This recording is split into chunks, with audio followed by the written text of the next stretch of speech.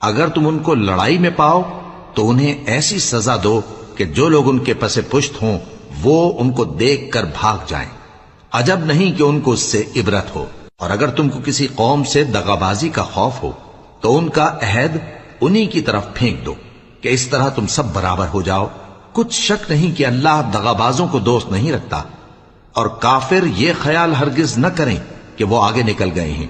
وہ ہمیں عاجز نہیں کر سکتے۔ اور جہاں تک ہو سکے فوج کی جمعیت کے زور سے اور گھوڑوں کے تیار رکھنے سے ان کے مقابلے کے لیے مستعد رہو کہ اس سے اللہ کے دشمنوں اور تمہارے دشمنوں